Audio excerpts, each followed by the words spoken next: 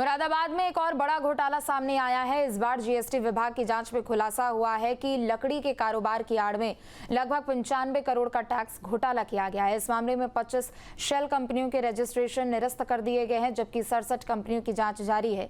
जांच में पता चला है कि कई मिठाई और परचून की दुकानों को कागजों में लकड़ी व्यापारी दिखाकर भारी मात्रा में फर्जी लेन देन दर्शाया गया है। उत्तराखंड से बिना टैक्स अदा किए गए लकड़ी मंगाई जा रही थी और उसे इन शेल कंपनियों के माध्यम से कागजों में वैध दिखाया जा रहा था। ये घोटाला सिर्फ मुरादाबाद तक ही सीमित नहीं है। जांच में संभल, रामपुर, बिजनौर और अमरोहा जैसे जिलों में भी इस तरह की गतिविधियों के संकेत मिले हैं। विभाग अब इन क्षेत्रों में भी संदिग्ध कारोबारियों पर नजर बनाए हुए है।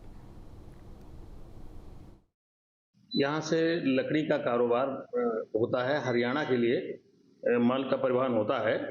तो इसमें जो हमने वाहन पकड़ाए हैं, लगभग 301 ट्रक पकड़े गए हमारे यहाँ। इसमें 3 करोड़ 88 लाख रुपए हमने इसमें जमानत भी उनसे जुर्माना वसूला है। इसी अनुक्रम में देखा गया कि 67 फर्में जो है इस तरीके की सेंट्रल में रजिस्टर्ड थी। ये फर्म मौके पे कोई कारोबार नहीं कर रही थी। वहाँ पे जैसे जब मौके पे गए तो पता चला कि लकड़ी की जगह वहाँ कपड़े की दुकान है या मिठाई की दुकान है या किसी और की दुकान है। उन लोगों ने कहा कि ना तो मैंने इनको कभी देखा है, ना तो यहाँ कोई कारोबार हुआ है। इस तरीके से इन लोगों ने 622 करोड़ रुपए की टर्नओवर पर 95 करोड़ रुपए के आईटीसी प्रदेश के बाहर पास ऑन कर दी है। ये सूचना हमने CGST additional commissioner anti division Meerut को भेज दी है और उनसे आग्रह किया है कि इनके खिलाफ जो पंजीयन की निरस्तीकरण कार्रवाई के साथ साथ ये भी पता लगाया जाए कि ये किस आईपी एड्रेस या कहां से ये ई वे बिल जनरेट कर रहे हैं। रायबरेली में सड़क की बदहाली से लोग काफी परेशान हैं। जिले मलके गांव के लोरामऊ से हथीनासा तक जोड़ने वाली सड़क की हालत बेहद खराब है। सड़क पर गड्ढे ही गड्ढे हैं, जिससे गांव के लोग खासे परेशान हैं। ग्रामीणों का कहना है कि इस सड़क का निर्माण करीब 30 साल पहले कराया गया था, लेकिन इसके बाद से अब तक इसकी मरम्मत नहीं की गई। सड़क की हालत ऐसी हो चुकी है कि एम्बुलेंस तक गाँव में सुरक्षित नहीं पहुंच पाती और स्कूल जाने वाले बच्चे रोजाना हादसे का शिकार होते हैं। ग्रामीणों ने बताया कि उन्होंने कई बार शिकायत की, लेकिन कोई सुनवाई नहीं हुई। गाँव के लोग अब चुनाव बहिष्कार तक की बात कहने लगे हैं। उनका कहना है कि जब मूलभूत सुविधाएं नहीं मिल रही है तो वोट देने से आखिर क्या फायदा। सरकार भले ही ग्रामीण इलाकों के विकास के लिए करोड़ों का बजट खर्च कर रही हो और ग्रामीण इलाकों की जो सड़कों की दुर्दशा है उसकी मरम्मत के लिए करोड़ों का बजट खर्च कर रही है, लेकिन हकीकत क्या है। आज हम रायबरेली ज़िले के सरेनी क्षेत्र के जो लालगंज ब्लॉक है, वहाँ का लोहरामऊ गाँव, वहाँ पे हम खड़े हुए हैं। यहाँ पर जानने की कोशिश करते हैं कि ये गांव का मुख्य मार्ग है, लेकिन गड्ढों में तब्दील हो गया है।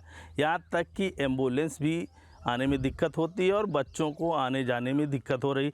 लोग बताएंगे कि आखिर कितने साल से ये सड़क रिपेयर नहीं हुई। भैया क्या कहेंगे इस सड़क के बारे में, कब से रिपेयर नहीं हुई, कितनी? ये 25 साल से सड़क का जो है कोई भी गड्ढा मुक्त नहीं हुआ, ना तो दोबारा जो है 25 साल से रिपेयर हुई है। और तो और यहाँ ई रिक्शा आने के लिए तैयार नहीं है, कोई गाड़ी आने के लिए तैयार नहीं है, क्योंकि जो भी गाड़ी वाले आते हैं दोबारा वो आना नहीं चाहते हैं लोहरामऊ में। कितनी परेशानी होती है बच्चों को? परेशानी है कि आए दिन ई रिक्शा यहाँ पलटी मार देता है, जो है पलट जाता है आए दिन। अभी 2-4 दिन पहले भी जो है ई रिक्शा जो है पलटी मार गया है। लंबे समय से विवादों में रहे उत्तराखंड से बीजेपी के पूर्व विधायक सुरेश राठौर और फिल्म अभिनेत्री उर्मिला सनावर के बीच में चला रहा मतभेद खत्म हो गया है।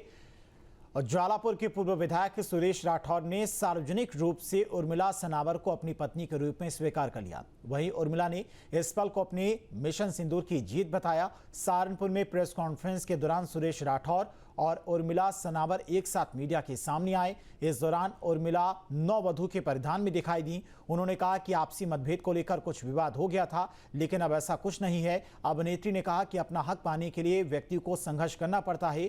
आज उन्हें उनके पति सुरेश राठौर मिल गए हैं, इसको लेकर काफी उत्साहित हूं। उन्होंने ये भी कहा कि दोनों के बीच में कुछ लोगों ने साजिश कर जो गलत फहमियां बनाई हुई थी वो अब खत्म हो चुकी हैं। पिछले 1 साल से मैं लड़ाई लड़ रही थी अपनी, जैसे कि एक महिलाओं की लड़ाई थी और अपने रिश्ते को लेकर लड़ाई थी विधायक जी के साथ कि मैं विधायक जी की पत्नी हूँ, तो लेकिन इसलिए परिवार का दबाव या समाज का दबाव कह लो, तो इस रिश्ते का खुलासा नहीं कर पा रहे थे।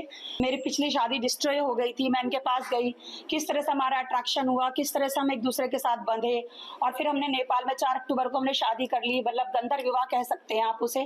तो ठीक है, वो कहीं ना कहीं इस तरह के रिश्तों को मान्यता नहीं देते, लेकिन ये आज एक नजीर बन रही है या एक इतिहास बन रहा है। ये मैं इनका बड़प्पन है कि आज मतलब मेरे समक्ष और मेरे साथ बैठे हैं।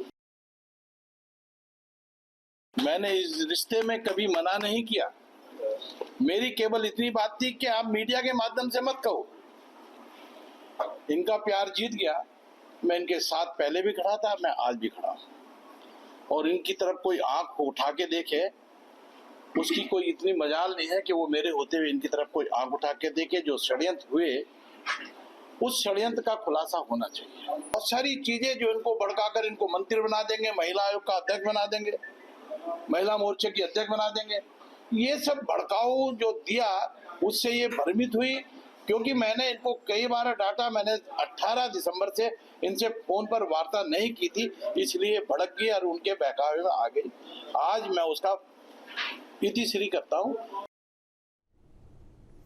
यूपी में पुलिस बल को और मजबूत करने की दिशा में एक बड़ा कदम उठाते हुए गृह मंत्री अमित शाह और मुख्यमंत्री योगी आदित्यनाथ ने 60,244 सफल अभ्यर्थियों को सिपाही पद पर नियुक्ति पत्र वितरित किए। यह आयोजन लखनऊ में हुआ, जिसमें राज्य भर से चयनित अभ्यर्थी शामिल हुए। नियुक्ति पत्र पाने वाले ये सभी अभ्यर्थी यूपी पुलिस कांस्टेबल भर्ती परीक्षा 2024 में सफल हुए थे।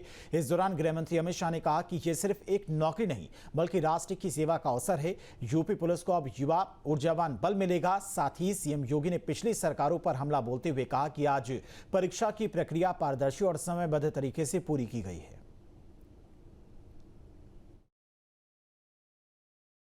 दंगों का गढ़ माने जाने वाला उत्तर प्रदेश दंगा मुक्त हो चुका है। ये परंपरा को आपने आगे बढ़ानी है। यहां पर न्याय का शासन हुआ है, गुंडों का फरमान नहीं चलता, अपराधियों को वीआईपी ट्रीटमेंट नहीं मिलती। ये सारी व्यवस्था को 60,000 युवा आप लोगों ने आगे बढ़ाना है और मोदी जी ने 11 साल के अंदर जो देश को आगे बढ़ाने का काम किया है उसको 47 के भारत की नींव डालने का काम मेरे सामने बैठे युवाओं ने करना है। हमें बताते हुए प्रसन्नता है 2017 के पहले की जो स्थितियां थी, भाई भतीजावाद था, भेदभाव होता था, परीक्षा की शुचिता पर प्रश्न खड़े होते थे, पैसा दे बगैर किसी का सिलेक्शन ईमानदारी के साथ नहीं हो सकता था। लेकिन आज ये गए दिन की बात हुई, अब तो व्यक्ति को संविधान के द्वारा प्रदत्त आरक्षण की सुविधा का लाभ देते हुए मेरिट को ध्यान में रख करके इस प्रक्रिया को पूरी पारदर्शी तरीके से संपन्न करने का कार्य आज प्रदेश के अंदर हो रहा है। और आज उसी का परिणाम है कि हम लोगों ने अकेले उत्तर प्रदेश पुलिस बल में पिछले 8 वर्ष में 2,16,000 पुलिस कार्मिकों की भर्ती की। जहां भक्ति है हर शब्द में, कथाओं में छुपे हैं दिव्य रहस्य और ज्योतिष देता है जीवन को दिशा। धर्म से जुड़ी हर बातों को जानने के लिए हमारे चैनल स्तुति को सब्सक्राइब करें। चैनल पर जाने के लिए इस लिंक पर क्लिक करें।